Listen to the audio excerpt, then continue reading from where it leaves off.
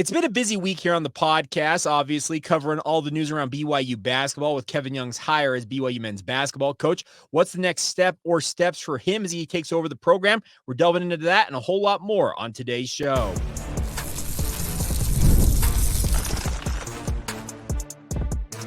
You are Locked On Cougars, your daily podcast on the BYU Cougars, part of the Locked On Podcast Network, your team every day.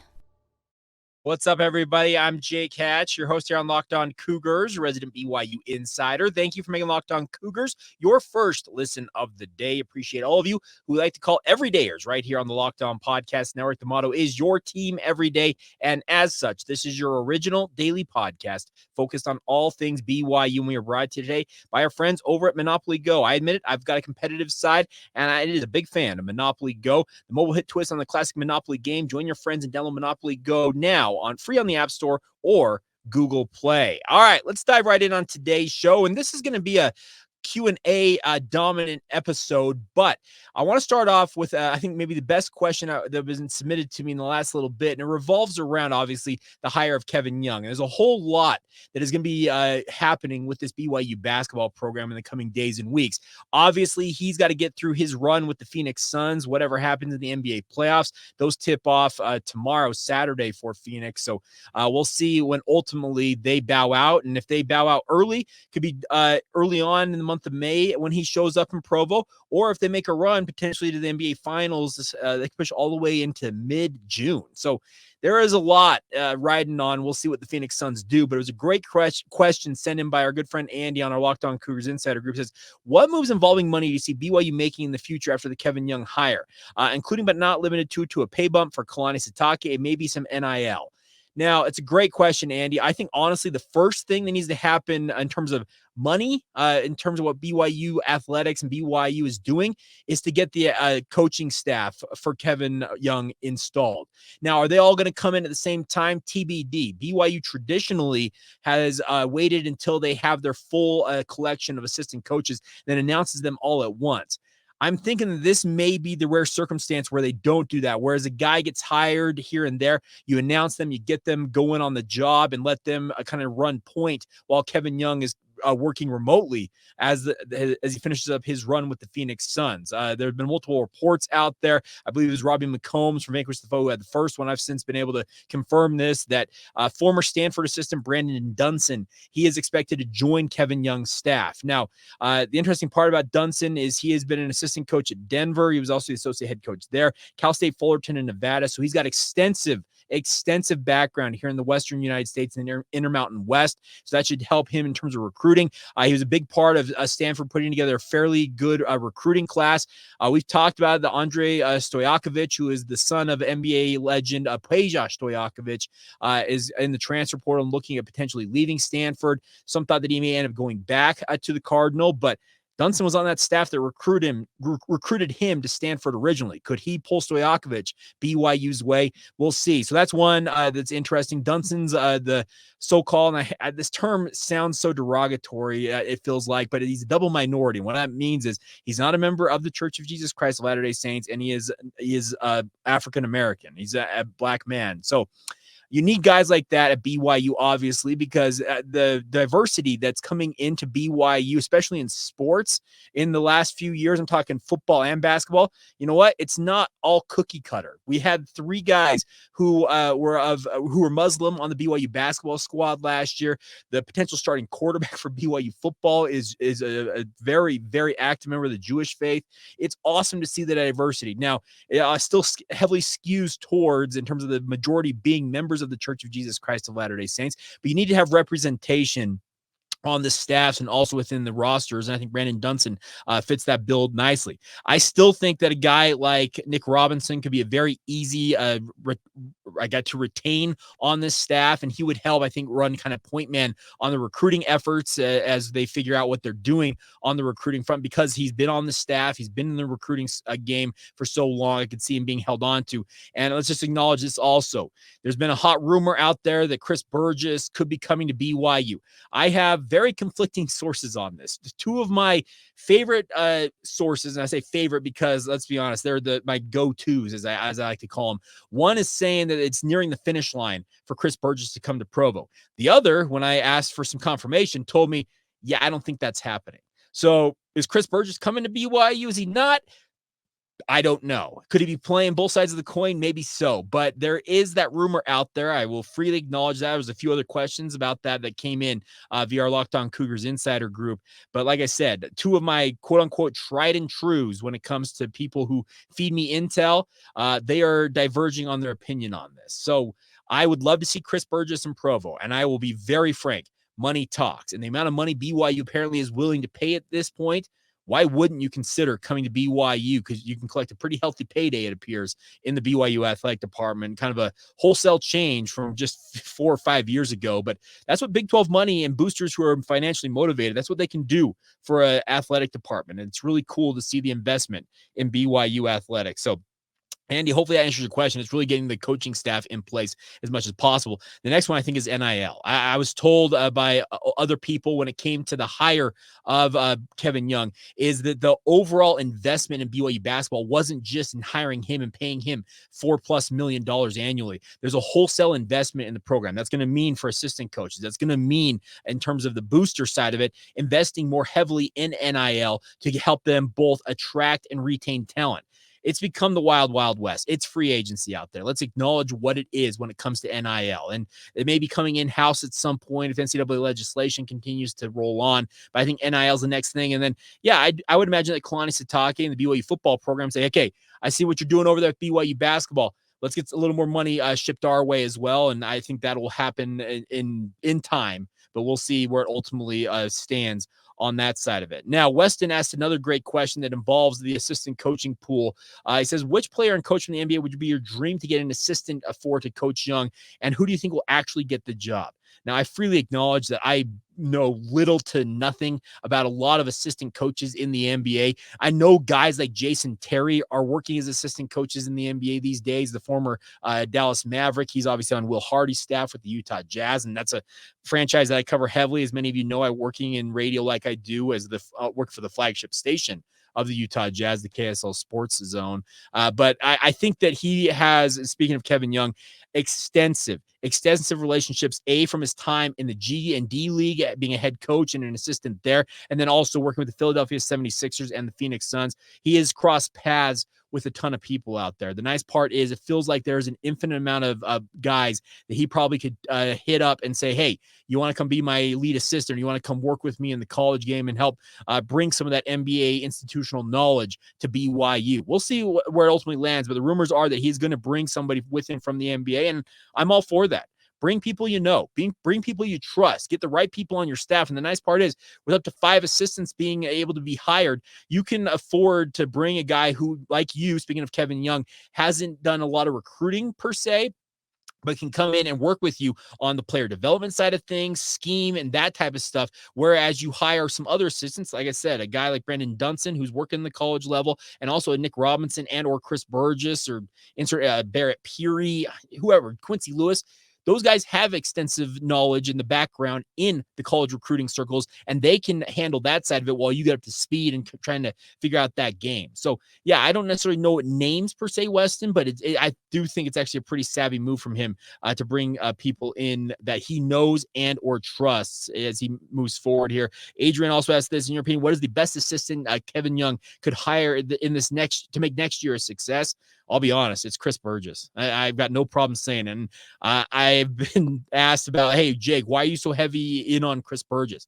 I think Chris Burgess is a phenomenal coach. I really think he deserves his crack as a head coach at the collegiate level, and it's not happened quite yet. So if BYU can, quote unquote, afford or can bring him in, can attract him back to Provo, do it. I think he has got the relationships with the current roster, talking about guys like Richie Saunders, Dallin Hall, who are in the transfer portal. He's got relationships with guys like Brody Kozlowski, who has renamed his top 5, by the way, and BYU is among it as he goes about finding his new home after getting his release from his letter of intent from USC. And I think BYU would do well to bring Brody Kozlowski into the fold after all this goes down. And I think the guy that could make that happen is Chris Burgess. So it's a very fluid situation. Let me be very frank about that. Is yes, like I said, I've got two very diverging opinions from people I trust who have intel that I love to hear about, but I don't know what's happened with Chris Burgess. But to answer your question, Adrian, I'll acknowledge it. You're Big Uncle Pooh, my man. I know people know you as your alter ego out there, but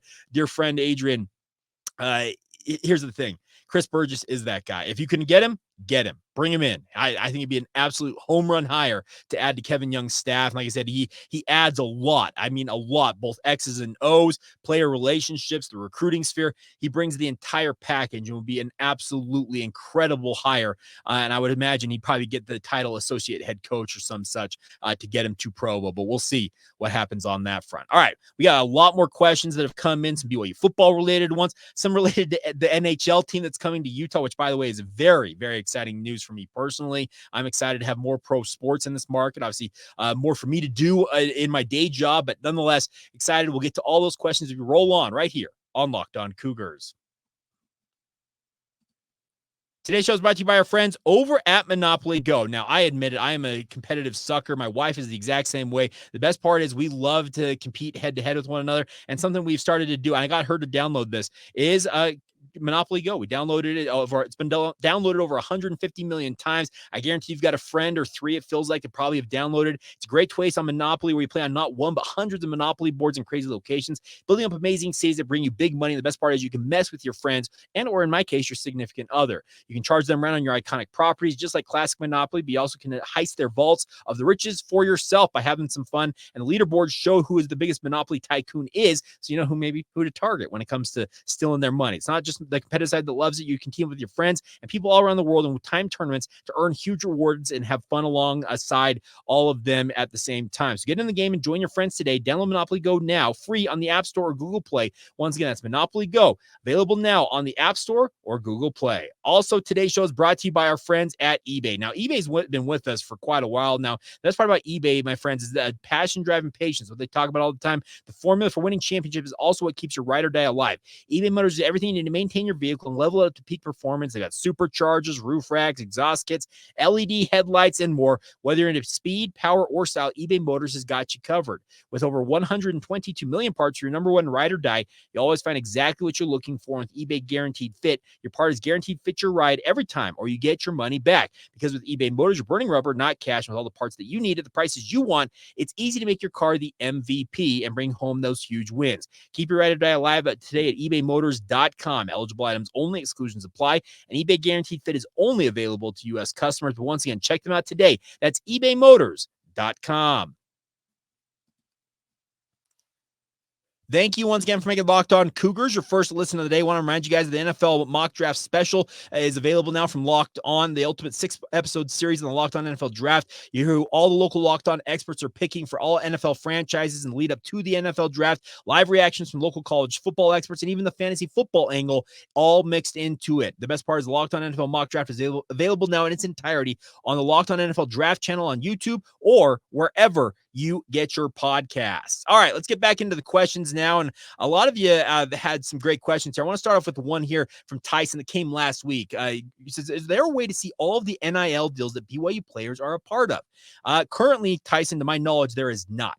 Now, I mentioned some legislation earlier today that NIL could be brought in-house by universities, and that's how things are trending, it feels like. There was a law passed by Virginia that's actually going to allow Virginia's colleges and universities to pay their athletes NIL directly, which is a whole new world out there. If that's how it's going to go, you're going to allow schools to do essentially pay for play, but hey, it's where it's been trending the whole time. But regardless, currently there's not a way to see all of the NIL deals for these athletes outside of seeing the advertisements of who they're working with. That's the biggest thing. But I think as things progress here, that legislation I mentioned from the NCAA does say that they can bring it in-house in terms of controlling it in the university. And you have to disclose who you're working with as a student athlete if you want to get help from the university. And I would imagine at some point there may become a database out there that's going to have that in terms of being able to access it. Now, BYU is a private institution. We'll see how that all shakes out. But, and the other thing is the Utah state law was written. There was a law written in the most recent legislative session that essentially is masking open records requests for all these NIL deals, which here's the deal. I'm a guy. I'm not saying there's conspiracy theory out there, but really, what are you trying to hide, honestly? And I know these are young men. I get it. They're young, impressionable teenagers and early 20 somethings. But let's be real, it's a professional sport, folks. We know what all these NFL and NBA and MLB players, we know what they're all being paid and the endorsements they have. Why are these athletes that are also being paid, that are, for lack of a better term, professional athletes at this point, let's acknowledge and call a spade a spade, why are they not subject to the same scrutiny out there in terms of where their money's coming from? I don't know. Maybe I'm up in the night on that. Maybe I'm being a little bit insensitive, but I just feel like it should be something that should be looked into a little closer. All right. Great question there, Tyson. Next one. Matthew Staples. A great question here. What do you feel like should be the next big project for BYU Athletics in terms of their facilities? I think it'd be so cool to redo the Smith Fieldhouse and Southfield complex. That is a great suggestion, Matthew. Do you guys know the oldest building on BYU campus is the Smith Fieldhouse? I believe it was finished in the years just after World War II. We're talking the 1940s. It needs to be redone. Now, it's an incredible venue. I freely acknowledge that. It's a great venue for volleyball, and the fans obviously make it a raucous environment in there. The indoor track obviously is in there, but there's a lot you could do with a revamp of the Smith Fieldhouse. Now, let me also say this. My dream scenario is, yes, you do ultimately redo a bunch of these athletic facilities, but until I believe you move BYU Athletics across University Avenue onto the Provo High campus, and you essentially call that the new BYU Athletics campus or whatever you want to term it, you got to make that, I think, the athletics campus. You put the new Smith Fieldhouse over there. You put the new Richards building when that needs to be redone. The pools.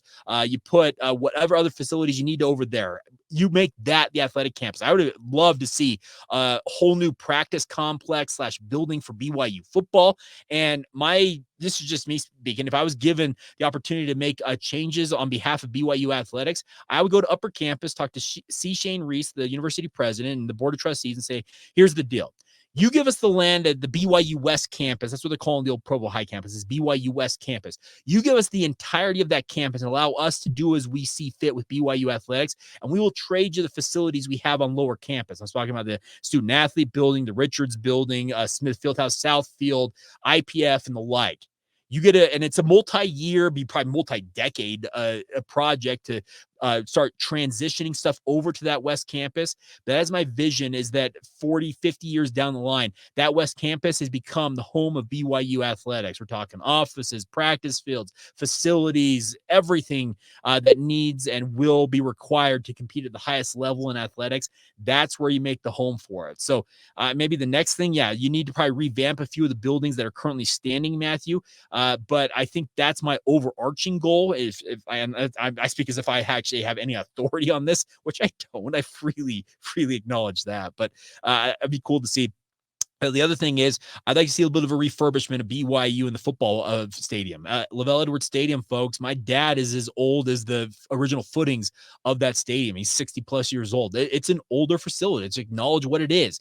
It's been a very well taken care of. The upkeep of it has been very good, but there are some renovations, some changes that I think should be undertaken with that, because it doesn't sound like, at least in my opinion, they're going to rebuild or tear it down and rebuild LES. But so if you're going to keep it where it's at, start rehabilitating and renovating it in portions and make it into a more modern facility. And I'm talking across the board: suites, chair backs, more luxury suites, revamp the entire press box type stuff up on top. All that stuff needs to be redone. The locker room area for the home side, and speaking of BYU, needs to have a revamp. So do that in bits and pieces, because I don't, based on the conversations I've had as I've kind of gotten waxed Pollyanna-ish about what I want to see. I want to see BYU tear down LES and rebuild it, be a multi-billion-dollar effort probably in that circumstance. So if that's not going to happen, I think you start to renovate bits and pieces of it along the way and transition it into a modern facility as much as you possibly can. But I think the dream scenario is that you knock it down and build a brand new one, but that feels like maybe that's just a bit too much for BYU athletics to chew off. So kind of an interesting dynamic there, but we'll see what happens on that front. All right, let's see other questions coming in here. Geez, you had some great questions this week. I really do appreciate this. Nick Chadwick, what is your big top choice in terms of coming to Salt Lake City, NHL or MLB, and what is your top choice for names of both? Well, here's the deal. We already know the NHL is coming. We'll talk more about the NHL in here in a moment. I want both of them. I want all the sports I can get in Salt Lake City. It's good for my day job doing what I do in sports radio, but it's also just fun for us who live in this state. We're very proud of the state. And I saw some chatter on social media from Bomani Jones and Dan Wolken yesterday saying that they're going to have two sports that overlap in terms of their schedules with the Jazz and the new hockey team. They think that's going to succeed in Salt Lake City. And then Ryan Smith, did you see this? I think it was 11,000 seat licenses or applications for seats in a 12,000 seat venue, at least initially for the Delta Center for hockey, have already been like paid up for. Yeah, we love our state. We support sports in the state of Utah. Yeah, the population base is small, but guess what? They use that whole moniker, the state of sport. They're not wrong about it. This state is rabid. I mean, rabid. And we are rabid fans of our sports teams. This NHL team, yeah, I acknowledge I'm going to be spending this spring and summer learning a lot about hockey because I admit my hockey knowledge is severely lacking, but I am as geeked as anybody to have the NHL here in Salt Lake City. I'm looking forward to it. I'm looking forward to having it in Utah, and I think it's absolutely going to be a home run to have that as another sporting venue out there. So it's a very, very fun thing, and we'll see what happens. All right, more questions coming in here. Let's see. We got some good ones. Like I said, this is a really fun week. Let's see. Also, I feel like I've barely heard anything about BYU with regards to getting players in either transfer portal. Speaking of BYU and football, I understand for the basketball, the coaching changes affected that, but can you give a rundown of what you heard so far? BYU is fully intent on retaining as many guys as possible. You guys probably saw the news yesterday. Ali Khalifa did kind of the anti-Mark Pope thing and actually thanked BYU and said, hey, I appreciate all the support from BYU fans and the like, and then he ultimately committed to Louisville. So that's one of the three transfer portal targets that BYU is unable to retain.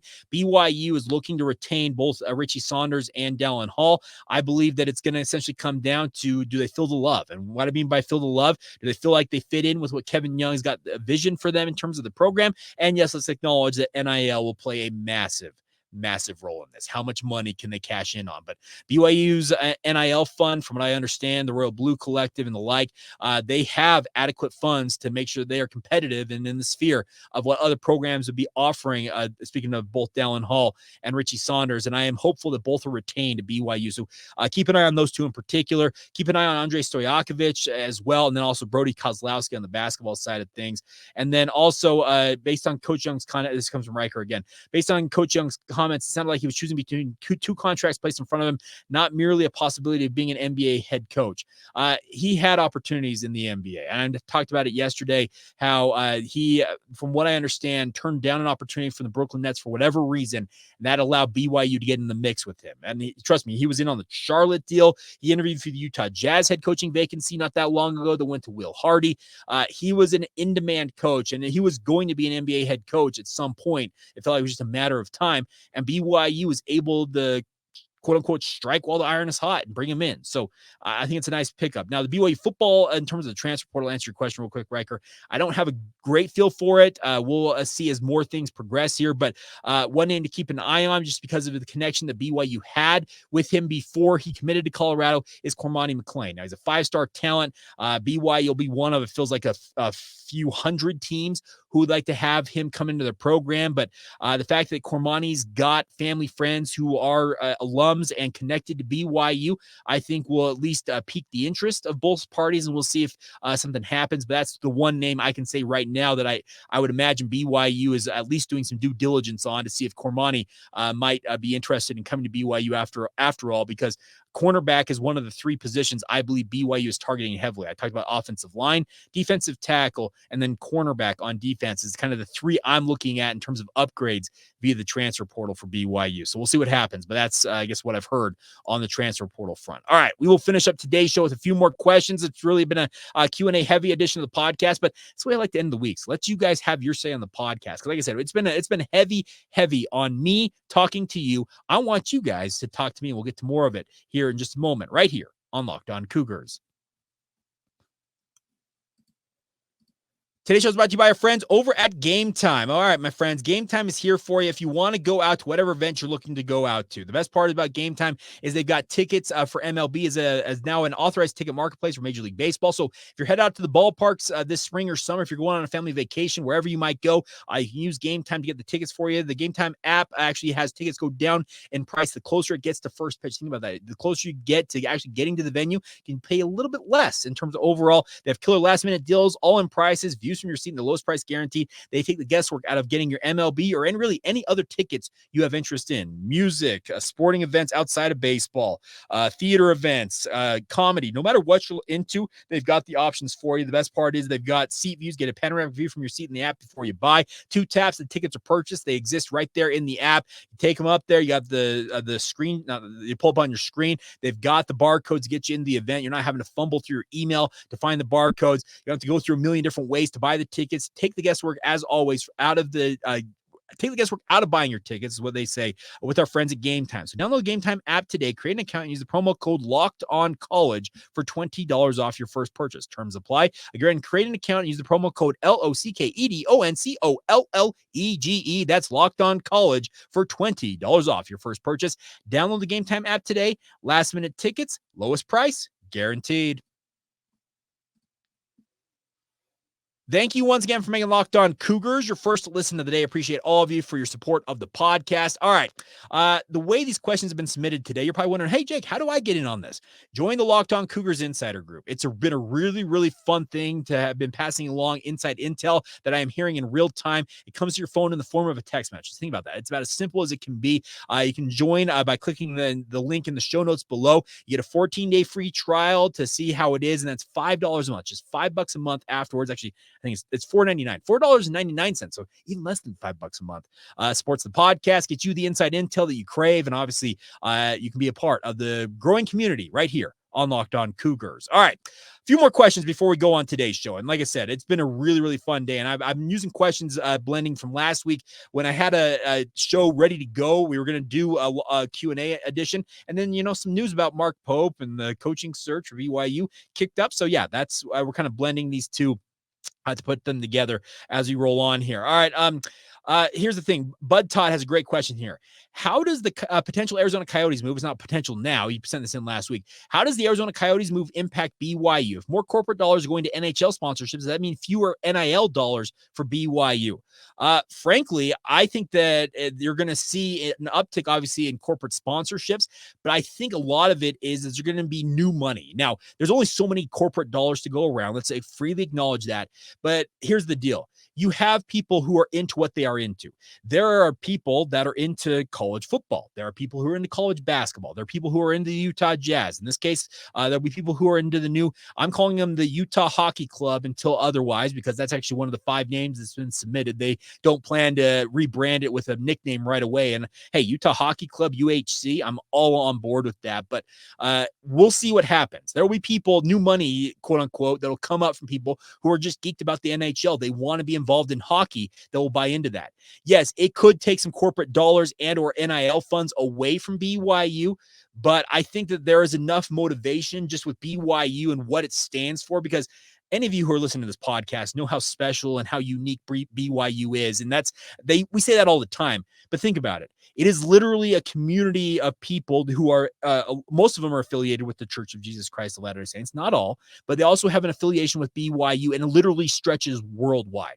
There are few universities like BYU that have a legitimate worldwide reach. We're talking the Stanfords, the Ivy Leagues out there. You have to be pretty elite academically to have the reach that BYU does. And it helps that BYU has the reach that it does with the affiliation with the LDS Church, but it is an incredible network. I have met people, and I have people that I have an opportunity to sit down with and break bread with. And by the way, I'm going to be breaking bread with one of our Locked On Cougars insiders today on the podcast, Mark. So if you're watching this after lunchtime, Mark, thank you for the chat. It's really, really fun to have connected with people like I have. I've got Glenn over there on his sailboat in the Philippines. I've got a couple of you listening in New Zealand. I've got some that are listening from Hong Kong. I think one said they're listening in Germany. I know our good friend Mojo is a fighter pilot in the United States Air Force, and he's been deployed overseas in the sandbox, as he likes to call it, over there in the Middle East. That's the connection. That's the reach that this podcast has, that BYU has, that I think that will kind of withstand. I'm getting back to the original point. It will withstand, I think, maybe some allocation of dollars elsewhere for this NHL franchise, just because there are so many people who want to be in with BYU and they don't care about other things or other sporting properties, that they'll keep their money with BYU. So I'm actually not as concerned about BYU as I am concerned about some other universities in this greater Utah sports market that could see, some of those corporate dollars / NIL dollars funneled elsewhere with the new NHL team. So hopefully that answers the question. It's just one of those interesting dynamics that's really, it's such a crazy thing to consider, but I look at what happens, and I do always question where the money's going to come from. But here's the deal, folks. We're seeing BYU in I'm calling it a golden age right now. They're going to pay their basketball coach $4 million. I had a conversation with a person yesterday who told me, Jake, think about it. It's an increase in terms of the overall money coming in from the Big 12. We've talked about this, how BYU is going to make more money from their media rights than they've ever made, and it's double and triple in many respects, if not more than that, than they've ever had before. So that's more resources right there just from media rights. But then you have motivated boosters. BYU jumping into the Big 12 really, I think, kicked people in the pants, to use that expression, in terms of saying, I want to be a part of BYU. I want to invest in this. So it's really, really cool to see what's happening with BYU athletics, and it'll be fun. All right. I believe I've gotten to all the questions I had on my list today. So if I did not and I got one more here. Last thing, John Solomon, great question here. And that's one that I have been contemplating. With the NHL coming to Utah, could you see a BYU hockey team returning sometime in the future?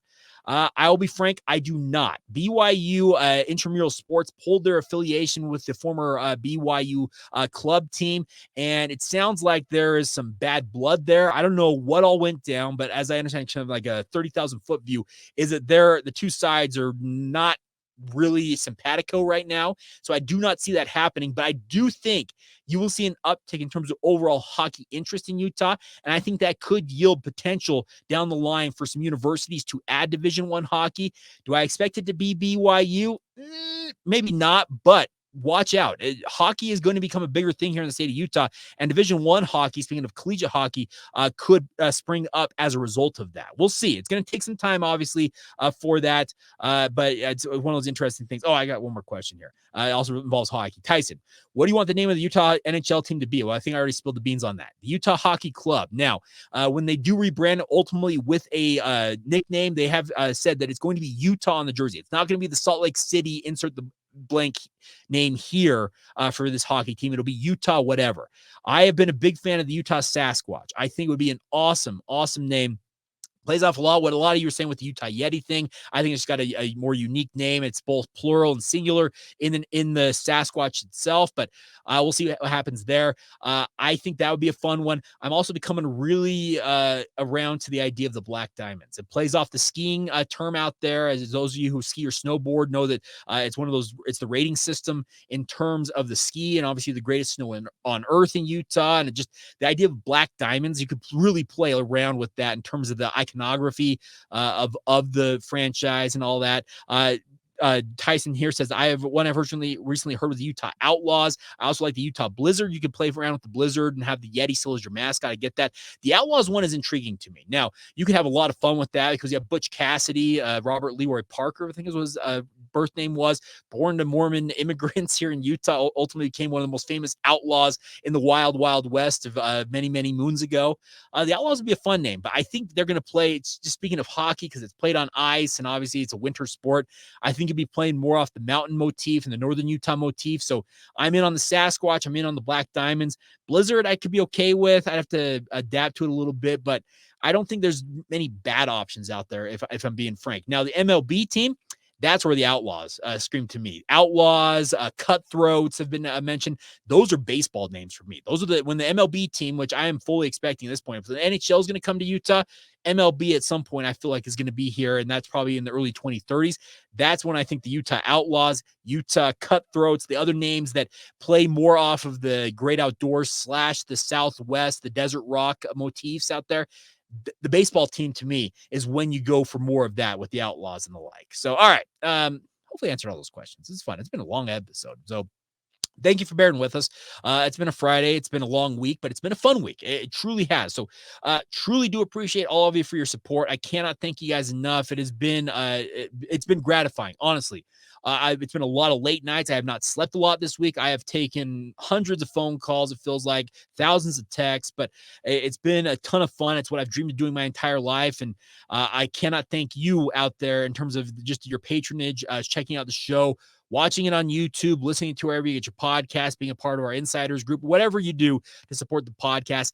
Thank you. Thank you. Thank you. I say that probably often, but not often enough, because it really is you guys who make this thing go. So until Monday, or if crazy news happens this weekend, who knows? We'll sit down and do an episode. We'll have you covered top to bottom as we always do right here on Locked On Cougars.